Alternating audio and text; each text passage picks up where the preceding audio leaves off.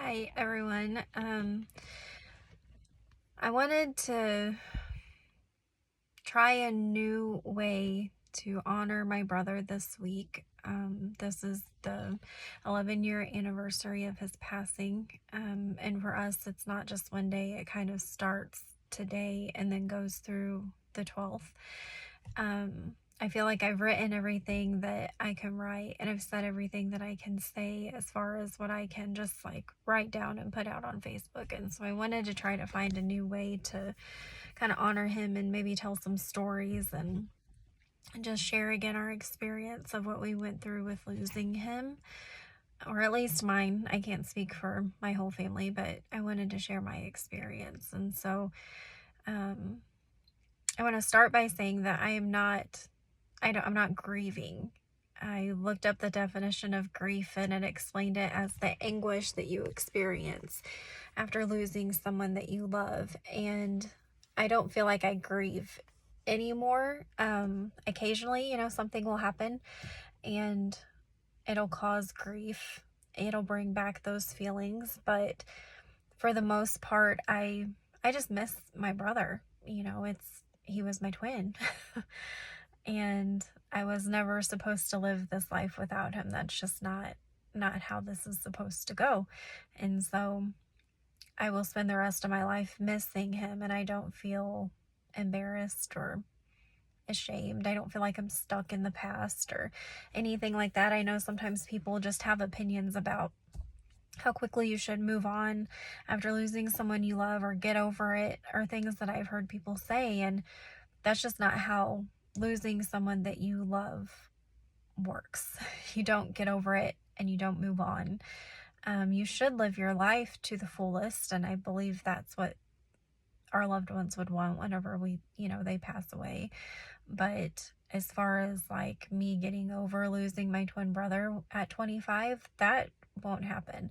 I will never not miss him. I've learned how to live life without him and how to continue being a wife and a mother and all the things that God calls me to be. But I do all of that fully aware of his absence.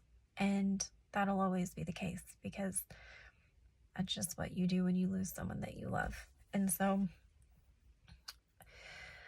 11 years ago today, my brother called me that morning, and he just asked me if he could come borrow my truck because he wanted to scrap some things. He told me that he had a date that night and he needed some cash. He hadn't been working. He had been in some trouble and he couldn't get a job, and he just hadn't been doing very well. And so I was like, yeah, you can come get my truck. And he had it all day. And him and my husband had a little bit of tension sometimes. They were brothers too. And Kevin was a little aggravated that he had our truck all day. So I got aggravated, and he got back and handed me the keys and didn't have time to wash it or the money to wash it, because he needed all the money that he had gotten from scrapping stuff all day to go on his date. And so I'm like, okay, that's fine. Just give me my keys back. No big, it's fine. It is what it is. But I was a little bit short with him. Told him I loved him, and he left. Walked out the door, and that was the last time that I saw my brother alive. And that moment has changed the way that I walk out of a room. Not always. I don't do it perfectly. I still am human and I get aggravated with people. But I'm aware, very aware, that sometimes when someone walks away from you, it could be the last time that you ever see them. And so I try to be a little bit more patient and take in the goodbye, because you never know when it will be your last.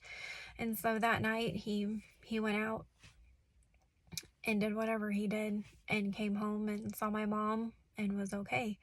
And so I'm gonna kind of do these videos each day to try to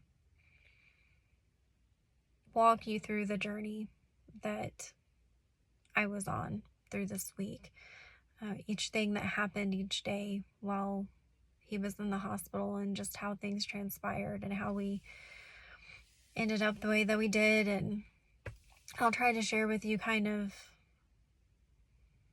how I worked through my grief. I know that there are a lot of people out there who've recently lost loved ones, and maybe no one will see this. I don't even know if it'll ever leave my phone because I absolutely hate seeing myself and listening to myself. Colin was very much the center of attention, life of the party, all eyes on him all the time, and I was totally okay with that.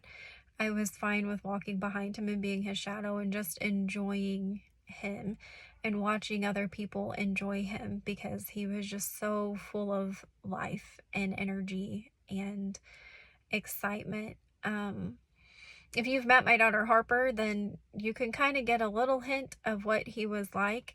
She had a teacher a couple years ago describe Harper as a whole experience, and that is who Colin was. He was a whole experience. You had to know him to understand him, and he could make you so mad in one breath, and then the next you were defending him for the very thing that he made you mad about, or you'd be laughing because of something that he said or something that he did. Like, he was just an experience.